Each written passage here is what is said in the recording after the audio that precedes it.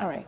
So the reason again why I bring this up is, truthfully, these kids require constant supervision. Reason why: if you have 2 kids in a home, I put in 2 aides. You're supposed to have 2 aides. Because if I'm saying this kid requires constant supervision and he requires constant supervision, you only have 2 set of eyes. How could you watch over 2 people? That's one can go to the left, one can. How could you keep an eye on 2 different people with 2 set of eyes? You can't. So if there's a home with more than 1 patient, ask them, even if it's the contract is not with us, please ask them to put in another aide. They require constant supervision. They run out. They run out. They run out of the street. God forbid they run out of the street while the aide is on her cell phone or sleeping and this kid get hit by a car. We'll all make the 7 o'clock news, including ourselves. It happened. Understanding that to talk to your aide about, be like, I'm not trying to be mean, but if you have to make a phone call, tell to the mom, hey, could you please keep an eye on the child for me? Step away. On the plan of care, the nurses are instructed to put no cell phone, no Facebook, no IG, none of that. While you at work, you at work. Pay attention to the child. The autistic patients as well, they have a little issue with boundaries. Boundaries is big. And I want to talk to you guys and talk to your aide about it. Please, even if you don't do nothing else but the boundaries, they should set it from day one. They hug. They hug. They don't know that you're not their parent. They'll kiss you. They'll come up on you. They'll invade your personal space. My son has gotten it locked to the point where, you know, but it takes discipline. And if you're the aide, I've gone to home where I see the aide kissing a child on the face, hugging, and I'm like, inappropriate behavior. Completely inappropriate. Yes, you can show love to the child, but show that there's boundary. There's a boundary between you and that child. The child can't be on your lap, that you are there to service it. So if the child, yes, they don't know boundary. They come up to the aide, the first day the aide should say, Mommy, I'm not trying to be mean or nothing, but I'm gonna teach them. And they do that for the autistic children. They teach them arms interval. And you're supposed to say arms interval, okay? That's your personal space. They should not invade that personal space. And the aide vice versa. The mom will more appreciate an aide who said, I had mom call me and complain and say, hey, listen, your aide is a little bit too touchy-friendly. And I'm like, huh? What you mean by that? There's a line. There's a thin line between what people can imagine in their head and what's really going on. So to prevent any kind of phone calls like this, instruct the aide. The mom is not going to think you mean. If you speak to the mom and you say, hey, mom, listen to me. I'm not trying to be mean, but I think he should learn boundaries, because guess what? He's going to go outside and go do it to a perfect stranger. And guess what? We don't know who's a pedophile and who's not. Do you see how kids just run out and they don't find them? Nowadays, do you notice how much more kids are just coming up missing? What if they run out and go? So it's in the best interest of the mom for the aide to say, I'm teaching him boundaries. The mom love it. They want you to make the child independent. Explain to the aides, you're not just there to brush Tommy's teeth. You're not just there to get him dressed. If Tommy can lift a leg to put the pants on, he has to lift that leg. If he could, even if he fights with the shirt, let him put it on. Even if it takes him an extra 5 minutes. You know what we all want? Independent adults. When they get older, as much autistic as they are, as much Down syndrome as they are, guess what all parents want? Functioning adult. Functioning adult is what we want, no matter what the diagnosis are. So I'm speaking to you from that perspective. Teach your aide. Please, help these kids become independent. And if they could feed themselves, why should you stand in front of them and feed them? No. Give them the spoon, even if they make a mess. I had an aide tell me, well, he makes a mess. That's why I feed him.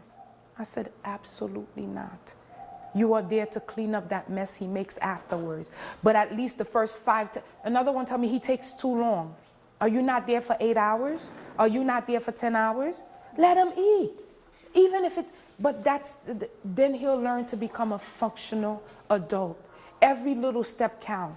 If all they could do is use the rag to wash their face, then when they get older, they'll learn how to wash their face.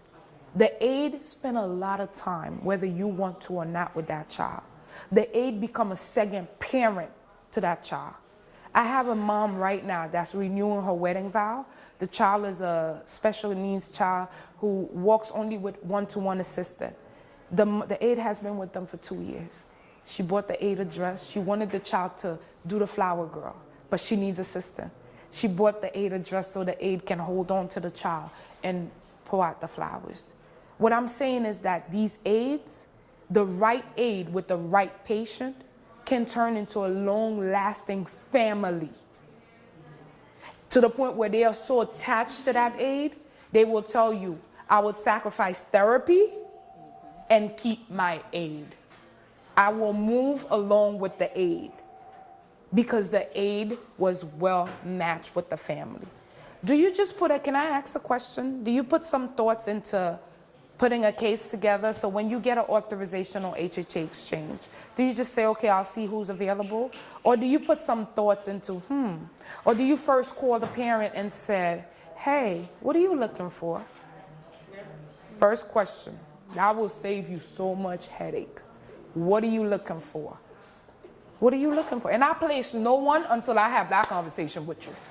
I don't care. You could say I was late placing my cases. I place no one until I have that phone conversation with that family caregiver. And I ask you, what are you looking for? Then I put in my head, based on the conversation alone, you could already tell who you're getting, what you're getting. Am I correct, ladies? You could already tell based on that. I don't want no one who's tall. I don't want no one who's short. I want someone 5'5", 104. You already said,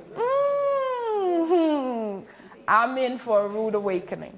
But when mom says, I'm just looking for someone to care for this child so I could catch a break, you just say, that aide is in for a rude awakening. Because then that might mean more work for the aide and more things to be involved around the house. So the first best thing, ladies, is to call that mom, find out what is she looking for. Then you think which aide can best suit it. I always tell the parents when my nurses go out and open, before I even send out the authorization to you, I make that call and I say to them, getting an aide is just like buying a pair of shoes. I say it all the time. The first one might fit too loose. The second one might be too tight. The third one might be all right, but you got that bunion on the side of your toes, that's not gonna go. Then you get the fourth one. It fits so perfectly. Or you might get a fourth one, you need an insole to make it fit perfectly. That insole is when you mold the aide to being the kind of aide you want. And let the parents know. These aides are not psychic. Encourage your parents. From the first day you call them, they're not going to be able to raise your brain, tell you what's going on. Tell them from the day you call to say, okay, what are you looking for? Ask them to make a schedule for your aide. What time Timmy gets off the school bus? There should be a rhythm. There's always a rhythm in everybody's house. Isn't there a rhythm in your house? When you get up, isn't there a rhythm?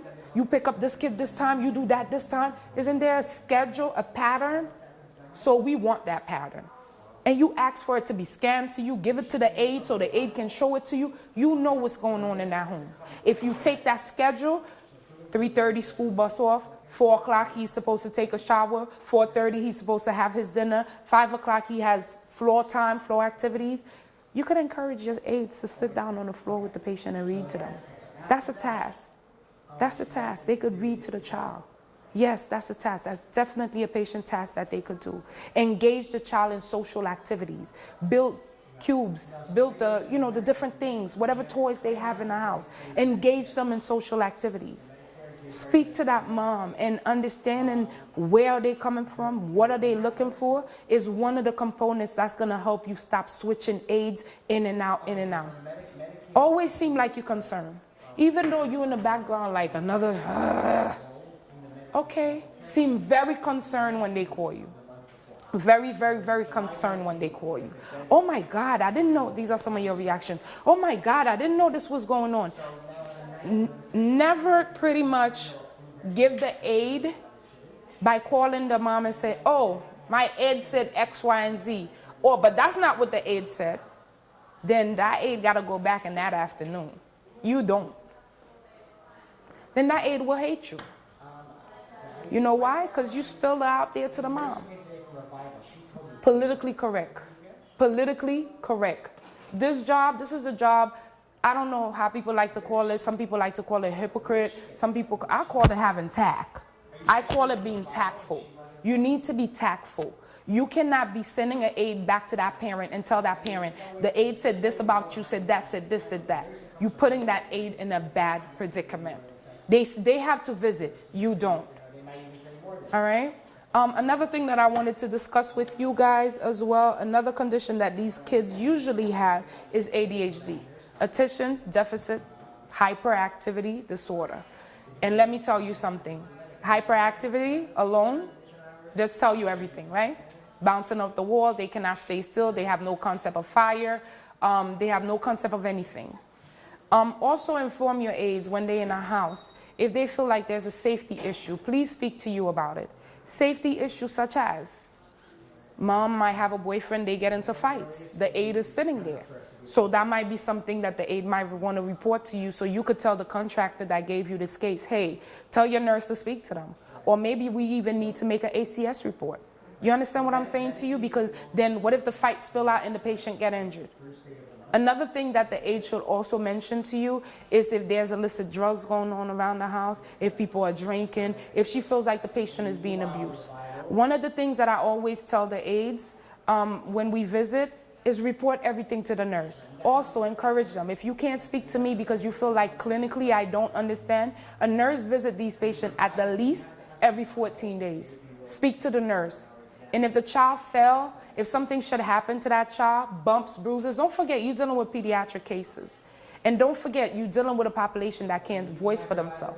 They cannot speak for themselves. So if there's abuse going on, you know who's the first person who will pick it up? Is the aide. We had a case where the patient kept on falling, quote unquote, kept on falling. And each time the patient fell, if you fall, you understand, maybe the head will bump. It would be different injuries that was not consistent with the fall. The aide was smart enough to pick that up and said, I don't want to be on this case. So we asked her why. She says, I have a feeling that the mom is doing something to that child when I'm not around, or something is happening. Truth be told, when we pried and we pried it more, guess what? We had to make an ACS referral. Yes, we did. We have another one.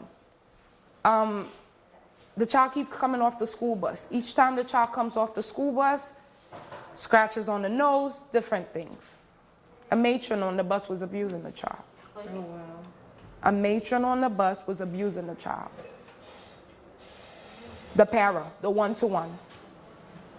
Shut up, sit down, scratch him, grab him by the ear. He had scratch coming from the, she lifted the back of his, with her. Terrible. It happens. Understanding what the aides are doing will help your job better. So for example, if when you call the mom, one of the questions you should ask them, what time does that child get off the school bus? So you could give your aides heads up. Part of their job is to get the kid off the school bus. And if they're gonna be late, 3:30, and the school bus comes at 3:30 and they start their shift at 3, it's now 3:45, they should let you know, they should call the mom, so somebody can go downstairs and pick up that child. Which brings me to my point. Your aides are never supposed to be left alone with the child. Your aides, to protect the patient, these patients are nonverbal, they cannot express themselves. Your aide will not know to say, perfect example. Your aides, again, I'll say it again, even if you don't remember anything we said this evening, reinforce each time you see your aides, each time you coordinate, don't let the mom leave you alone with the child. Do not let your mom, the mom, leave you alone with the child. And the reason being is for that particular reason, to protect the child. Sometimes we have parents who what they do is they abuse the child, but they turn around and blame it on the aide, and vice versa. So if we're doing the pointing finger and no one is specifically there to pinpoint to back up the aide and said, no, she didn't do it, she didn't touch that child, I was here, the mom can blame anything on them. So I'll give you an example of another agency where I worked, and mom was going up the stairs, she heard the child crying, screaming. She got up the stairs, she said she found the aide doing something to the child she didn't like. She beat up the aide. She was sent to jail. Again, the aide should have never took the chance of babysitting, because I call it babysitting. They're not babysitters. They are there to help the parent care for the child. They are there to help the parent care for the child. Understanding that at admission, you set your tone. At that first conversation, you set the tone. Don't let the aide be the one to tell them that, hey, I'm not supposed to be alone with the child. That first phone call conversation should be, hey, you know the aide is not allowed to stay. I mean, if it's just for you to run around the corner or run downstairs to get something, of course. But to go to work, we have parents that go to work and leave the child for 8 to 10 hours with that particular aide. That aide then has become a mother. That aide then has become the primary caregiver of this child. It should never be that way, because where's the liability going to be? When something happened, everybody will pull back. The poor aide and the agency where the aide comes from is the person that will be held to hold the bag. And it's a bag of garbage. Because at the end of the day, the mom will pull back and say, I didn't know anything, I didn't do anything. Also, explain to the aides, never babysit somebody else on the case. Mom probably have 4 or 5 children. Why are you babysitting the other kids? It's not your job. God forbid, this child choke on something and you did not perform that CPR. You did not help that child, but yet you were the babysitter.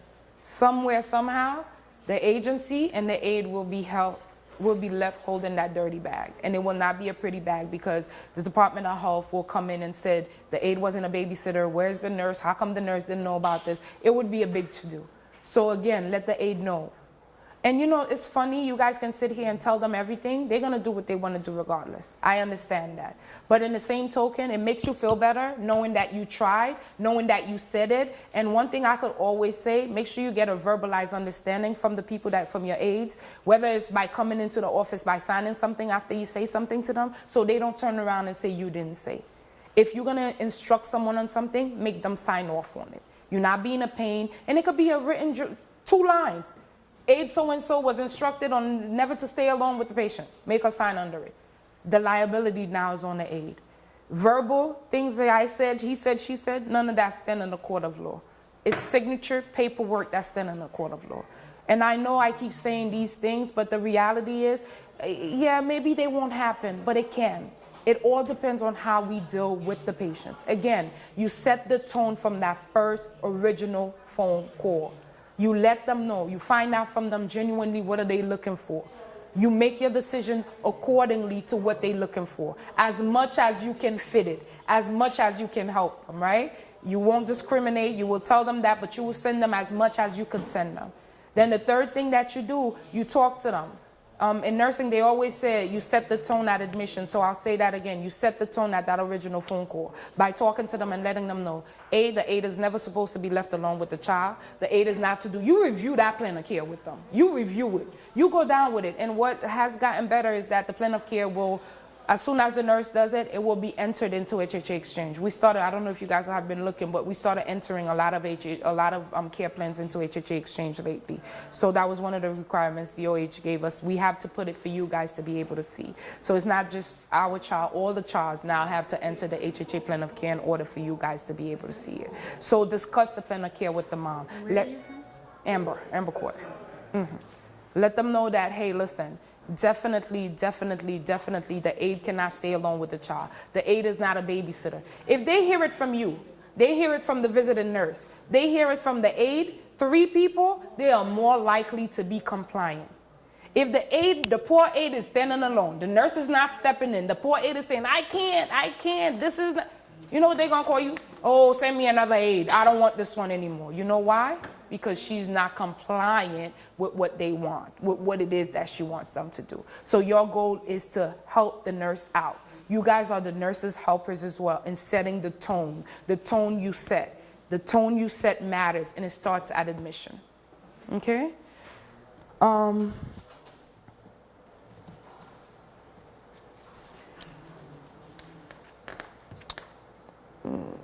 Another thing that I wanted to talk about, the behavioral do's and the don'ts for the behaviors. So if an aide is taking a child a shower that has autism, they hate the water falling on their head. So the best thing is tell the aide, and when you speak to the mom too, you let them know, hey, listen, can you train the aide? I know you know what your child needs more than anybody, right? Can you give the aide special attention today? Because what I've noticed the parents do, they just leave these aides to do whatever. They don't give them no guidance because they are not real teachers. They don't know, they probably don't know how to teach someone, right? So they don't know how to give real guidance, which is why I came up with the schedule thing. If there's a schedule, then you could teach the aide according to the schedule. You could do this for the patient. Yes, take them a shower at 4:30, feed them at 6, read them a bedtime story at 8:30, clean up where they made their mess at 8:45, and then you could leave at 9. If you have a schedule in your hand from the mom, you would more likely be able to train your aides. Don't do that one. You do mild housekeeping. You ain't supposed to be moving the furnitures. You're not supposed. If she put something to that sort in the schedule, you could discuss it. But again, it starts at admission. So the autistic patient, again, they cannot tolerate the water being thrown upon their head when they're taking a shower. So the mom has to guide the aide. The first 2 to 3 days she's there, take her by hand. He doesn't like this. They're not mind readers. They can't tell. So it's you again to remind the mom, she's coming tomorrow. She's coming tomorrow. So in order for everyone to be at best, you need to take that time to train her. Sometimes people don't get along. Sometimes it could be my spiritual thing with yours. From the time we get there, we just don't match. It happens. There's nothing you as a coordinator can do. But when the mom is more willing to train, knowing that this person coming in doesn't know her and doesn't know her child, and she has to train that person to that child, it's more likely it will work. And the aiders will have to go with a mindset, I know it all, is not going to work. Oh, I've taken care of this patients like this before. It's not going to work. Every child is different. Every special needs is unique. My son is not the same as the next autistic 4-year-old. Every child is unique. So the mom will tell you how unique is that child, what it is that you have to do. So again, the conversation starts from there. How often do you call the mom? Or how do you wait till there's a problem? I know you guys call firsthand to say, okay, we got the case. We're going to send you someone. Outside of that, I know you guys are typically very, very busy. I know. I was an HHA coordinator too. So I didn't do too well. I think I was fired within 6 weeks. They didn't even let me make it to 3 months probation. That was a lot of work. That was a lot of work. Yeah. And I didn't understand that. A lot of the aides as well don't understand that. I had aides going to the patient mom and say, you can't do this to him, and that's not the way we do it. Who are you? You are just a guest in their home. This is still their house. The moms still make the decisions. You should not take over. I wish there was some aides here. The aides should not take over. They should help the mom do whatever it is, whatever routine she had. As long as it's not injuring the child, it's not an injurious thing to the child, please let her lead. She's the mom. You can't walk in and say, oh no, this is not the way we do things. No, you are not the mom. She's still the mom. You're just a guest in their home. Okay? Any questions so far? We have a few patients. Good for you. We have a few patients that the parents are not home. You What can't are we get supposed them. to do? Okay, you can't get them at all. The No, parents no, are not they home? Kids. We have children that the parents are at work when they're being serviced. Oh, there's no one else in the house over the age of 18? No. That's considered babysitting. And based on DOH rules and regulation, it should not. So what I would suggest is that we try to call the parent and we let them know. But however, there's a way around it, and I'll say this. What I have suggested to Ari when I was speaking to him yesterday was that to prevent a lot of the complaints from their parents, and because some parents really do have to go to work. The reason why a lot of child say no, do not let that child stay alone, is because the mom will turn around and say, this person did this to my child. But if you said, I sent this person to apply to Harbor Care for my son case, how am I going to call you and tell you that person did something to my child? But I'm the person that referred it. So the chances of that happening are less and less. Sometimes it's an old babysitter. Sometimes it's a family friend. Sometimes it could be the aunt, it could be the cousin. As long as it's not the mother or the father and they don't have the same address, we could hire anyone they choose to appoint. In this case, the child can definitely stay alone with that person. If the mom appoints that person, that's perfectly fine. But if it's our aide, your aide, you putting in there, who is your, you don't know anything about this parent, she didn't send that aide, I would proceed with cautions with that. Because at the end of the day, it's not a babysitting service. And God forbid, should she turn around and say that this child has been hurt by your aide, the state will say this should have never happened. Any other questions? And then call them and say, you know what, do you have anyone Do you have anyone, or drop the waiver? I could send you a waiver, a copy of a waiver. Do you have anyone that you could refer to be? And if she's insisting this is the aid, we want to help them. What I would say is I'll talk to Ari later about drawing off a waiver and giving it to the nurse to make them sign that they cannot turn around and blame the aid for anything because they choose to leave that aid alone for whatever reason it is. But at some point in time, there should be a neighbor. There should be somebody that should be able to check on that child, should there be. You understand? There should be somebody. There's always a neighbor. And people like this, when we have children with disability, we tend to, the whole neighborhood seems to gravitate towards us, and they kind of, people are nosy, period. They know you have a special needs kid. They know, all my neighbors know, oh, that's Ann's kid, oh, that's Ann's son. And if they saw him too, the same way crossing the street, I remember one time he flipped in my hand and went across the street. My neighbor grabbed him. All I see was a flying kid coming back at me. Hey, they understand. So they have to have a neighbor that could be able to just drop in really quick and see what's going on. But I wouldn't discharge them right away because no harm has happened. But I would talk to the mom and say, you know, by the DOH law, always blame everything on DOH. I do. Oh, I do. It worked. Be like, girl, DOH was here. He was looking at the file. And let me tell you something. They said, we can't have Johnny together with this aid alone. You're going to have to sign something in case something happened that we not held responsible. Because you never know when something will happen. You don't know. You don't know. And technically, they're not supposed to do that. They're not. Any other question? Any other question, ladies? Help me here.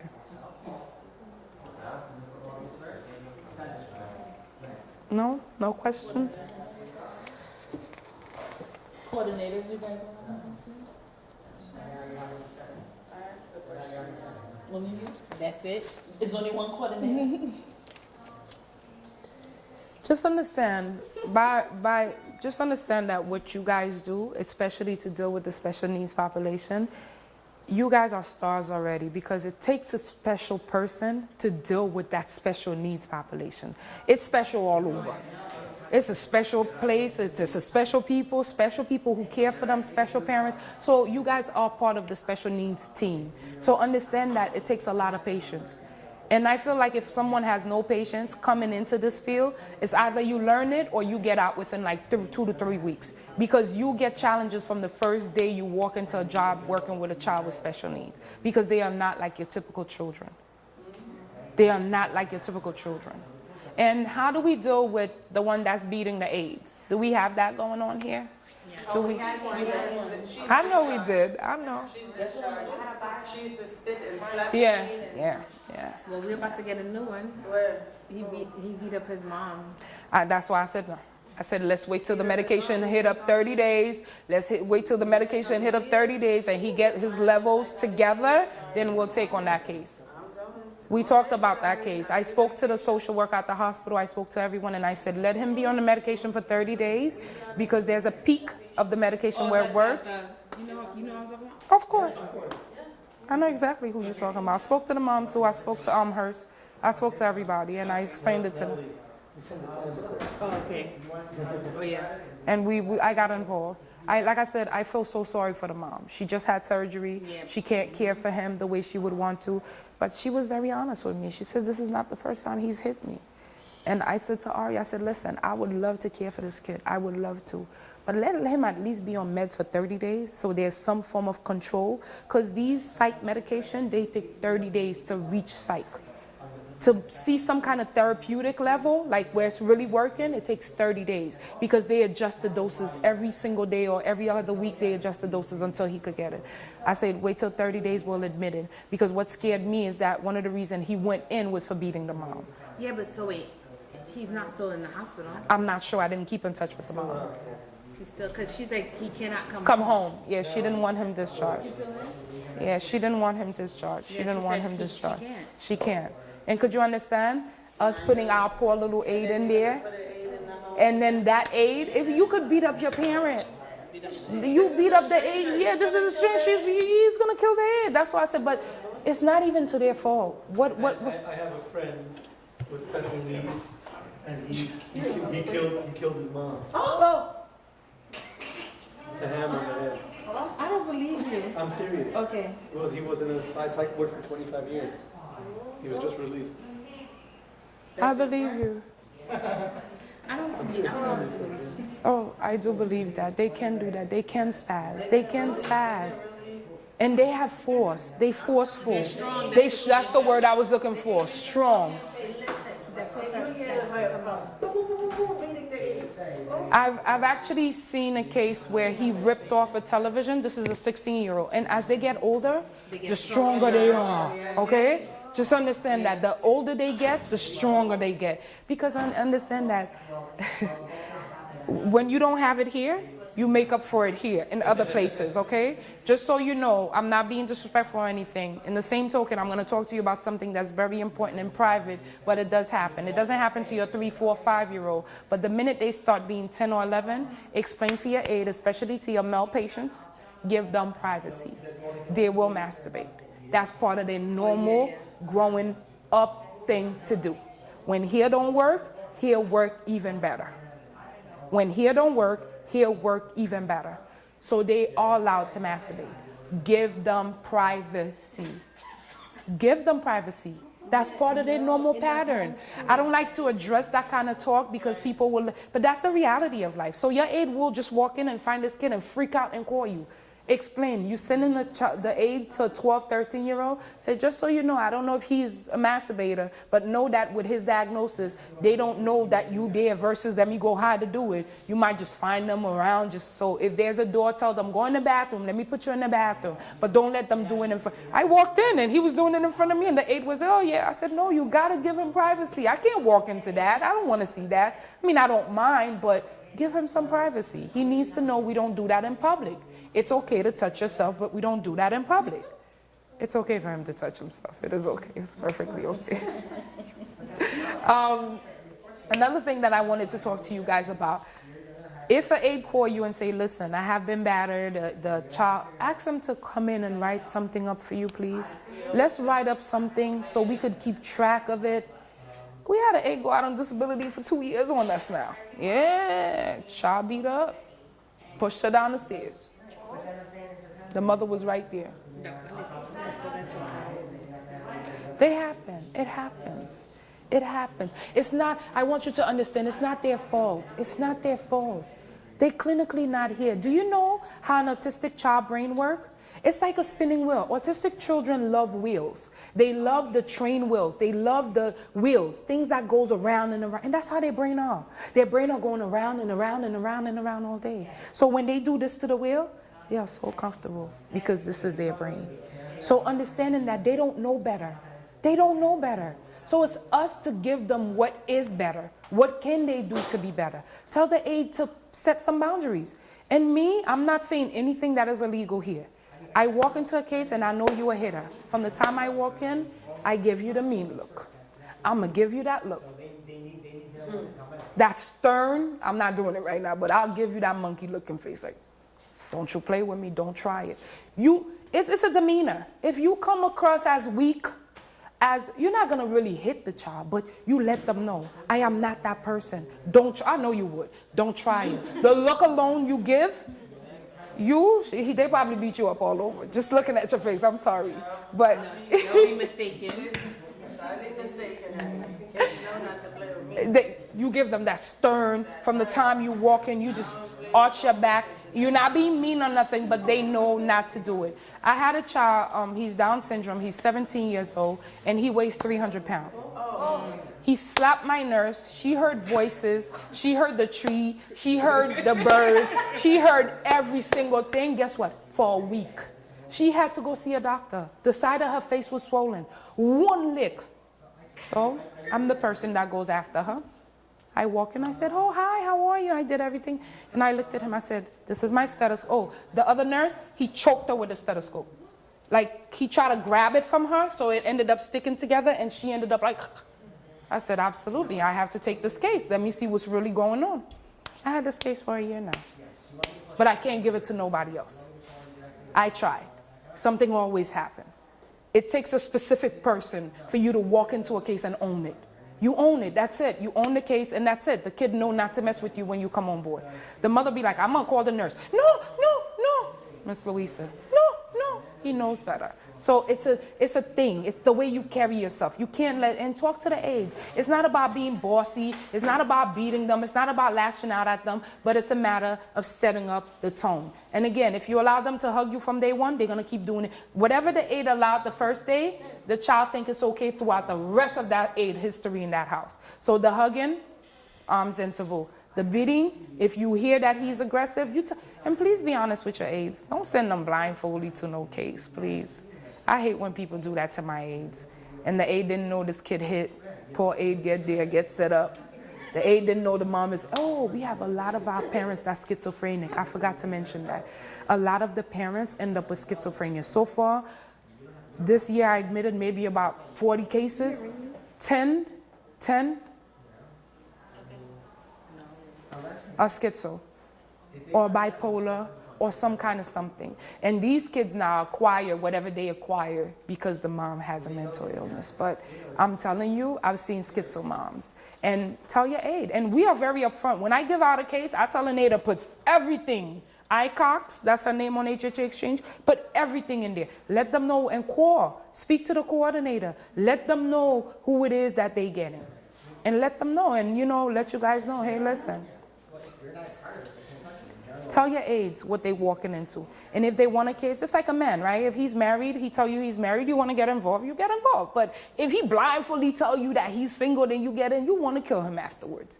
That's the same thing with an aide. If you know a case has certain issues, you tell that aide up front. And if she wants to go in the case, they will go in.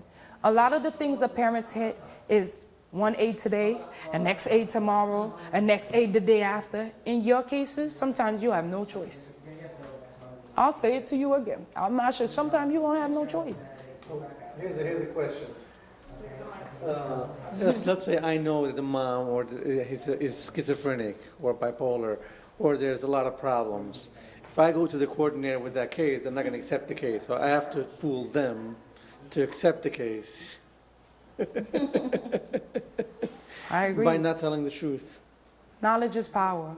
Educate yourself. Find out, is mom on medication? Perfect case.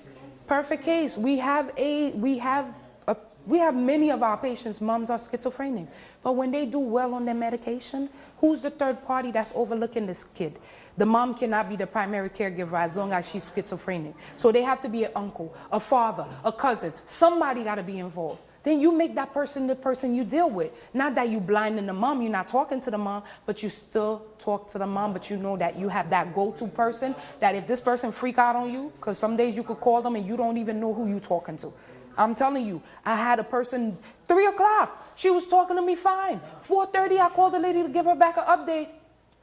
I said, but wait, did I dial the wrong number? I looked, I said, that's the right number. She was in a crisis, and she didn't make sense. She was incoherent. Something just happened. It didn't make sense that I had just spoken to her hours. She degenerate like this within an hour and a half. So it happens. So what I had to do was call the brother. She has a brother. Tell the brother to get over there as soon as possible to rescue the patient. Because when they like this, they cannot stay alone with your patient. Because if they hurt, they don't know better. If they're in a crisis, they could hurt their own child. Yes, sweetheart. I have a question. When do you give up on a case? Like, when do you absolutely... Not even on. It is on. It is. It just don't sound loud as the other one. He could hear you. Okay. So when do you give up on a case? Like, when it's like the last straw for a case? Well, that's a very good question. I've never actually heard that question before, but I'll tell you, for me personally, even if I can deal with it, I know each one of you guys here have a different personality, right? And that's what makes this place so great. For me, honestly, I have a low tolerance for, I can't take that. But Anita, my assistant, amazing. She could take all the battered. So if I can't deal with something, Anita Cox, she's at Amberco. She could take any punching, she could take anything. She'll never lash back. She's so humble. So with that, if I can't deal with a parent, I have about 4 parents that only speak to Anita and call me back. And Anita gives me the message and I translate and she gives them the message because I know me and them don't do well. There are certain cases, sweetheart, you could have been, only if you God, that you get along with these people. There are certain cases, your personality or whatever it is, you give up. There's plenty of people sitting behind you. Swap out a case with them. Swap out a case. I'm not a coordinator. I just wanted to know when, as Safety. a coordinator or something, do you just absolutely get? When do you just absolutely no? Safety. We're giving up. When Safety. it becomes a safety hazard, Safety. and only then. Safety only then. DOH okay. won't allow us to do it for any other time but for safety. Okay. Thank you. That means the patient is at risk, the mom is at risk, or your aide is definitely at risk. We cannot keep a case like this. So in the case where I told you that the nurse was smacked, where she had to actually go to the doctors, if it wasn't like a Haitian person case and I knew the family from another agency, I could have easily said, hey, listen, let's discharge it, and I had grounds to, because he choked the prior nurse with a stethoscope, and the next one he beat, that was 2 instances. I could have automatically just closed out the case. When it's a safety issue, there's no price you could pay for someone's health. There's no price you could pay for someone getting their jaws broken, getting their body broken, whatever it is, there's no amount of money that could, even though, yeah, you get a little compensation, but you still got the hurt, you still got the pain. So safety is the only time DOH lets us wash our hands and get out of a case. Safety only. Questions?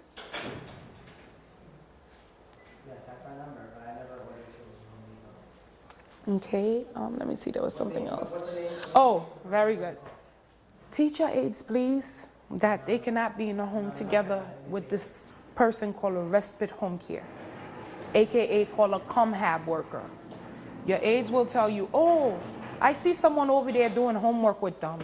Oh, there's somebody here. We use the same PIC code to bill as okay, so what is a respite worker? What is a ComHab worker? What is all this thing I'm talking about? When these kids become OPW, when these kids are diagnosed with a mental retardation or developmental delay, Medicaid puts a third party there. The third party is a building, it's an office. It's called OPWDD, Office for People with Developmental Disability. That office is a third party.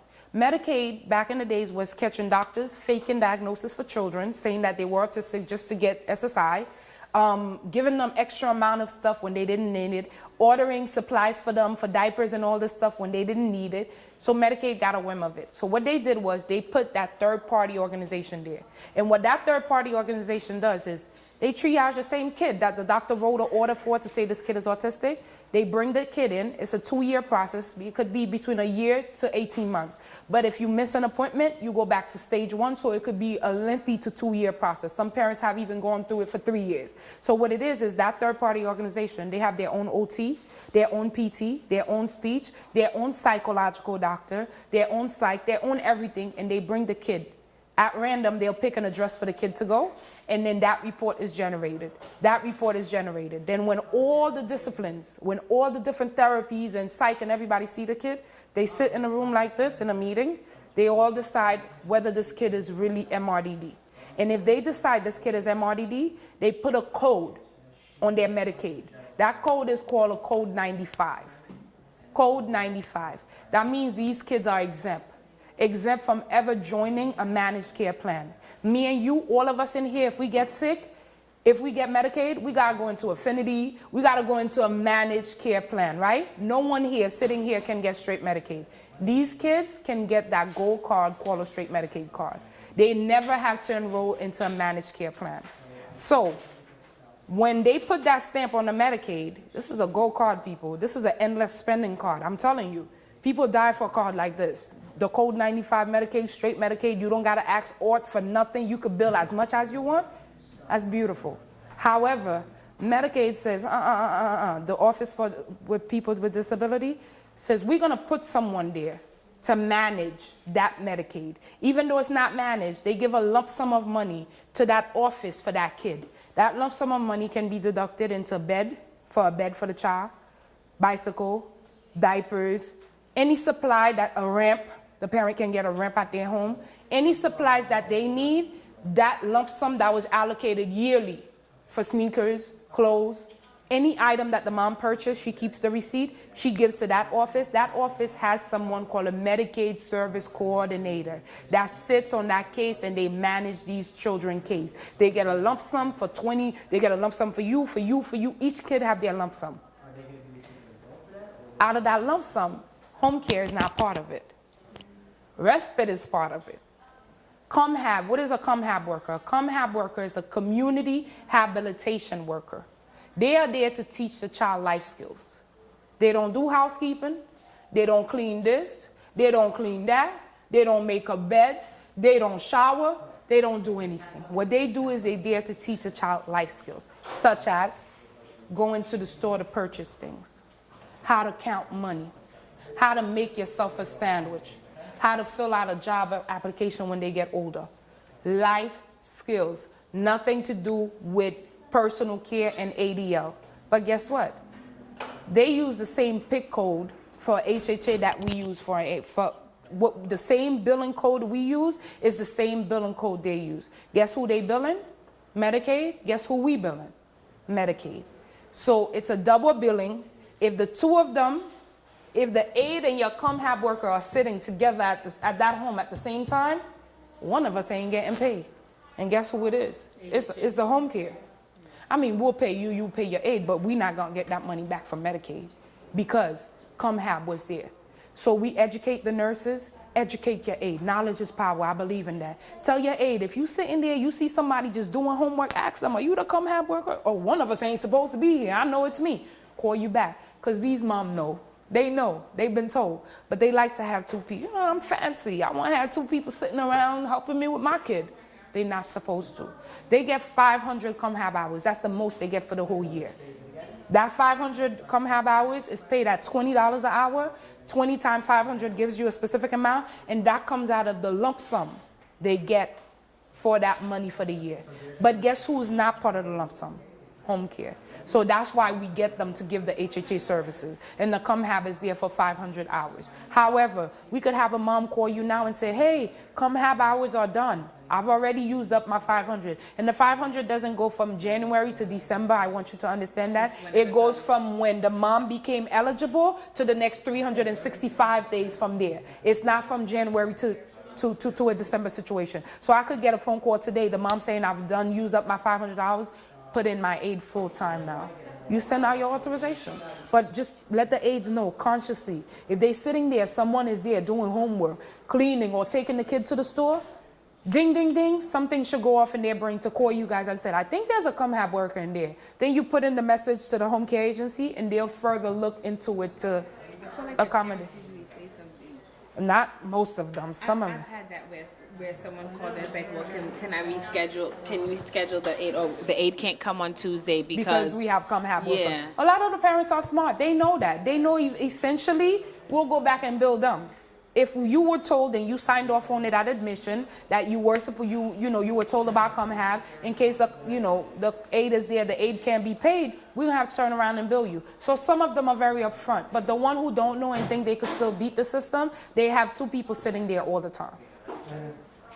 Can we finish like in 5 minutes? Yeah, sure. We have a couple of cases open. Okay, yeah, for sure. We'll do a second round. Okay, with the aides, if you could do that with the aides, yeah. Because a lot of the stuff that I'm saying, even though it helped you, but who will it help more? The aides, right? But was it a good session, you guys? It was? You learned, right? All right. Okay, so any comments, anything else? I know you guys got to wrap it up. Any comments, any concerns, anything else? This was an amazing pleasure to sit here and share my life story with you. Again, I'm Louise. I'm the director for pediatrics at Amber Court at Home. If you have any problems, concerns, issues with we're going to build this up. Because me and Harbor Care, we're going to have a tight relationship as far as having more kids. So I look forward to working with each one of you guys. I'm serious, because that was one of the things we'll talk about bringing more patients and doing this. There's places to market, and these kids are out there. And you guys have good aides. Can I say that? You guys got good aides. Considering the BS I deal with, ladies, give yourselves a round of applause. You guys have aides with ethics. That's all I'll say. They have ethics, okay? And there are some good aides out there from Harbor Care.